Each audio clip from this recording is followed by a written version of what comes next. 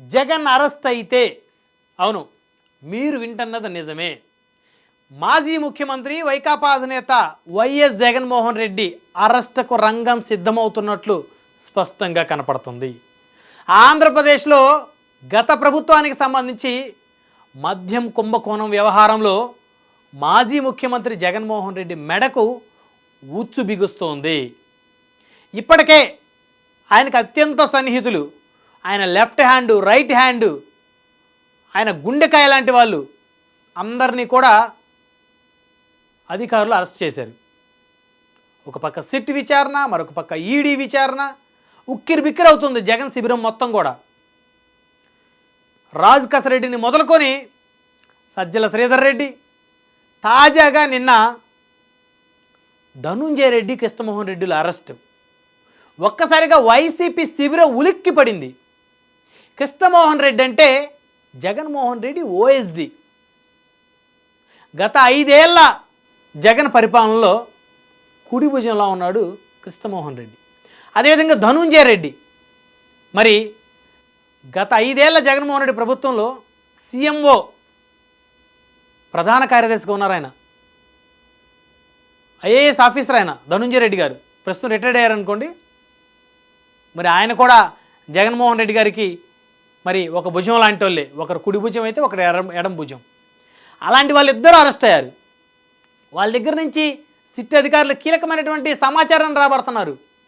అయితే వీళ్ళిద్దరూ లిక్కర్ సిండికేట్లలో భాగస్వాములు అయ్యారని, లిక్కర్ సిండికేట్ని వీరిద్దరూ ఏర్పాటు చేసి చాలామంది రాజకీయ నాయకుల్ని ఇందులో ఇన్వాల్వ్ చేశారని, చాలామంది వ్యాపారస్తులు ఇందులో ఇన్వాల్వ్ చేశారని, వేల కోట్ల రూపాయల డబ్బుని, ప్రజాధనాన్ని కొల్లగొట్టారని, ఈ మద్యం కుంభకోణానికి తెరతీశారని దాదాపుగా నివేదికలు వస్తూ ఉన్నాయి, లీకులు వస్తూ ఉన్నాయి. సిట్టు విచారణకు సంబంధించి మరి వారి ఇరువురి మీద పెద్ద ఎత్తున ఆరోపణలు వస్తూ ఉన్నాయి. మరి ఇకపోతే మాజీ రాజ్యసభ సభ్యుడు జగన్మోహన్ రెడ్డికి ఒకప్పుడు గుండెకాయలు అంటాడు విజయసాయి రెడ్డి. ఆయన కూడా మద్యం కుంభకోణం జరిగిందనే చెప్తున్నాడు, జరగలేదని చెప్పట్లా. అయితే ఆ బిగ్ బాస్ ఎవరో తాను కూడా చూడాలనుకున్నాడు. కానీ అందరి ఏళ్ళు జగన్మోహన్ రెడ్డి గారి వైపు చూపెడతాం. నిన్న ఆంధ్రప్రదేశ్ ఎక్సైజ్ శాఖ మంత్రి కొల్లు రవీంద్ర కొన్ని కీలక వ్యాఖ్యలు చేశారు. మద్యం కుంభకోణంలో పాత్రధారి, సూత్రధారి జగన్మోహన్ రెడ్డి అన్నారు ఆయన. అంటే ప్రభుత్వానికి తెలుసు ఆల్రెడీ. మరి జగన్మోహన్ రెడ్డి గారి ప్రమేయం లేకుండా అసలు మద్యం కుంభకోణం జరుగుతుందా? ఎవరు కృష్ణమోహన్ రెడ్డి, ఎవరు ధనుంజయ రెడ్డి, ఎవరు కసిరెడ్డి రాజశేఖర రెడ్డి, ఎవరు సజ్జల శ్రీధర్ రెడ్డి? అంటే వీళ్ళందరూ కలిసి జగన్మోహన్ రెడ్డి గారిని మరి మోసం చేసి వారు మద్యం కుంభకోణం చేశారా? లెక్కర సిండికేట్లను ఏర్పాటు చేశారా? వారితో భాగస్వాములు అయ్యారా? ఈయన పాత్ర లేకుండా ఇదంతా జరిగిందా? అంటే జగన్ గారు డమ్మీనా? ఇలా రకరకాల అనుమానాలు ప్రజల్లో వస్తున్న పరిస్థితి ఉంది. అయితే వీళ్ళన్నీ ఆయన వైపే చూపెడుతున్నాయి. ఇప్పుడు ప్రధానమైనటువంటి అంశంలోకి వద్దాం. దాదాపుగా ఫిక్స్ అయిపోయింది, జగన్మోహన్ రెడ్డి గారు అరెస్టుకు రంగం సిద్ధమవుతుంది ఆంధ్రప్రదేశ్లో అని చెప్పేసి అందరూ ఫిక్స్ అయిపోయారు. వైసీపీ శ్రేణులే ఫిక్స్ అయ్యారు, వైసీపీ ఎమ్మెల్యేలు ఫిక్స్ అయ్యారు, వైసీపీ తాజా మాజీ మంత్రులు ఫిక్స్ అయ్యారు. ఎందుకంటే తాడేపల్లిలోని జగన్మోహన్ రెడ్డి గారి శిబిరం మొత్తం ఆల్రెడీ కటకటాల పాలైపోయారు. నెక్స్ట్ టార్గెట్ జగన్మోహన్ రెడ్డి గారు, ఇక అందులో డౌటే లేదు. కూటమి ప్రభుత్వం నెక్స్ట్ టార్గెట్ మాజీ ముఖ్యమంత్రి వైకాపా అధినేత జగన్మోహన్ రెడ్డి. అయితే ఆయన అరెస్ట్ అయితే ఏంటి? ఇప్పుడు మనం చర్చలోకి వద్దాం.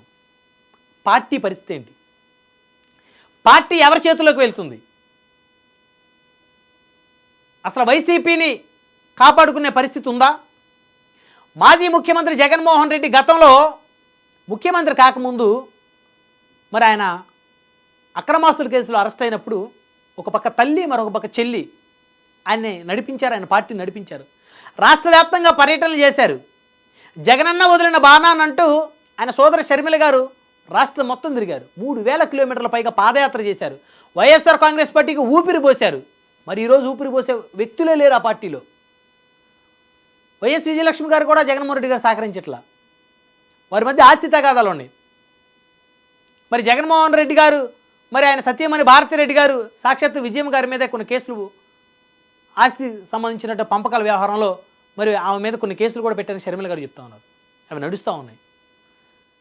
మరి ఇప్పుడు జగన్మోహన్ రెడ్డి గారి పరిస్థితి ఏంటి? జగన్ అరెస్ట్ అయితే ఏంటి? ఆ పార్టీని ఎవరు కాపాడతారు? ఆ పార్టీకి దిక్కెవరు? ఆ పార్టీ నడిపించే నాయకుడు ఎవరు? అయితే అదే సామాజిక వర్గం నుంచి రావాలి. లేదా వైఎస్ఆర్ కాంగ్రెస్ పార్టీలో ఒక బాహుబలిగా పేరున్నటువంటి బొత్స సత్యనారాయణ గారు, ప్రస్తుతం ఎమ్మెల్సీ ఆయన, మాజీ మంత్రి, మరి కాంగ్రెస్ పార్టీలో పీసీసీ చేశారు, ముఖ్యమంత్రి స్థాయి నేత, గౌరవ మర్యాదలో ఉన్నటువంటి నేత రాష్ట్ర వ్యాప్తంగా. ఆయనకి ఇచ్చే అవకాశం లేదు, ఎందుకంటే ఆయన జగన్మోహన్ రెడ్డి గారి సామాజిక వర్గం కాదు. ఇంకా మిగిలి ఉంది ఎవరు? విజయసాయి రెడ్డి గారు ఉంటే ఖచ్చితంగా ఆయన నడిపించేవారు ఏం పార్టీని. వైవి సుబ్బారెడ్డి గారు ఉన్నారు ఇంకా. మరి వైవి సుబ్బారెడ్డి గారు పార్టీని నడిపించగల సత్తా ఉంది ఆయన దగ్గర? ఆయన పాదయాత్ర చేయగలడా? జనంలోకి వెళ్ళగలడా? జనాన్ని మెప్పించగలడా? ఒప్పించగలడా? ఎవరు మరి పార్టీని నడిపేది ఎవరు?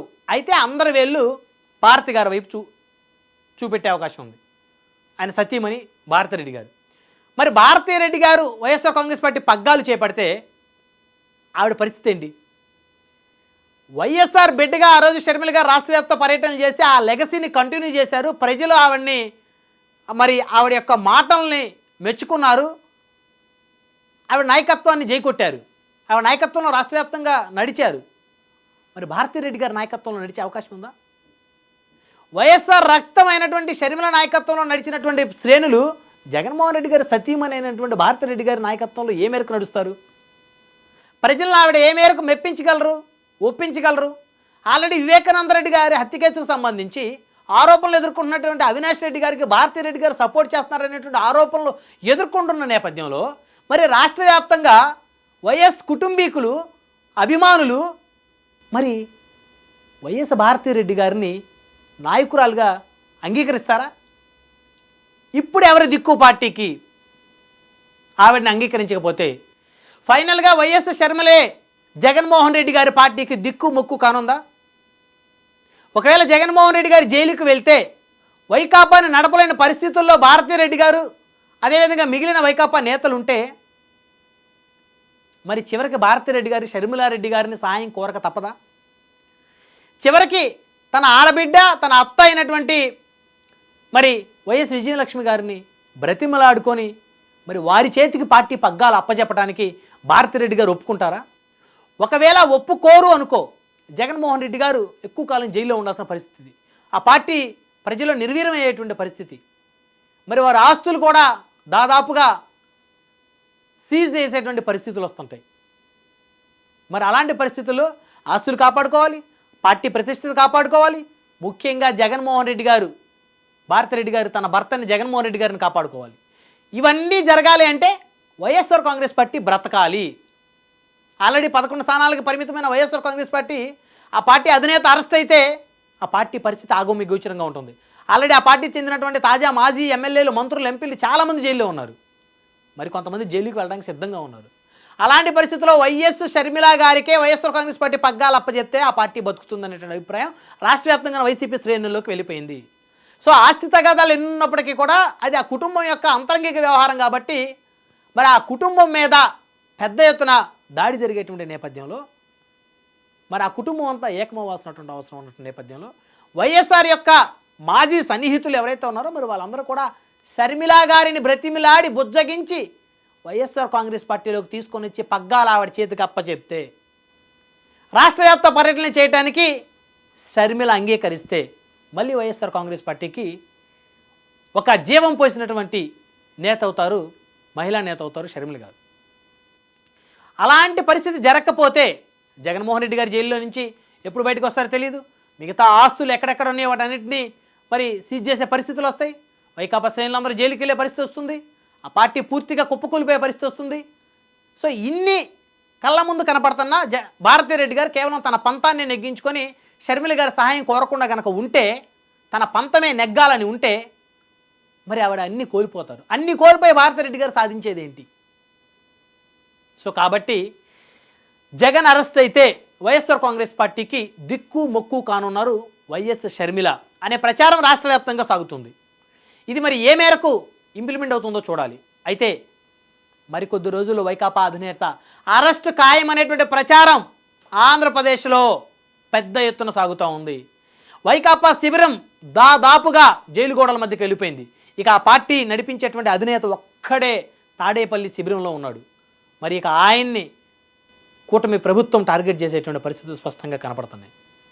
సో వీళ్ళందరూ చెప్పినటువంటి వాంగ్మూలం, వీరిచ్చేటువంటి స్టేట్మెంట్ల ఆధారంగా ఒక పక్క ఈడీ, మరొక పక్క సిట్ అధికారులు విచారణలో భాగంగా మరి ఎవరైతే నిందితులుగా ఆరోపణలు ఎదుర్కొంటూ అరెస్ట్ అయ్యారో వాళ్ళు ఇచ్చేటువంటి స్టేట్మెంట్ల ఆధారంగా జగన్మోహన్ రెడ్డిని అదుపులోకి తీసుకునే పరిస్థితులు స్పష్టంగా కనపడుతున్నాయి. అందులో గతంలో చంద్రబాబు నాయుడు గారిని చాలా రోజుల పాటు జగన్మోహన్ రెడ్డి గారు జైల్లో ఉంచారనే అభిప్రాయం తెలుగుదేశం పార్టీ శ్రేణుల్లో, ప్రత్యేకించి నారా లోకేష్ గారిలో, చంద్రబాబు నాయుడు గారిలో ఉన్నటువంటి పరిస్థితుల్లో ఇప్పుడు దొరికినటువంటి ఒక మైనస్ వైఎస్ఆర్ కాంగ్రెస్ పార్టీ గత ప్రభుత్వం దొరికినటువంటి లూప్ హోల్స్ను కూటమి ప్రభుత్వం 1% కూడా ఆ అవకాశాన్ని వదులుకోదు. ఖచ్చితంగా మాజీ ముఖ్యమంత్రి వైకాపా అధినేత జగన్మోహన్ రెడ్డి గారిని అరెస్ట్ చేసి తీరుతుంది. ఆ తర్వాత ఆ పార్టీ పగ్గాల వైఎస్ షర్మిల గారి చేతికి వెళ్ళటం ఖాయం అనేటువంటి చర్చ ఆంధ్రప్రదేశ్లో జరుగుతుంది. చూద్దాం ఏం జరుగుతుందో.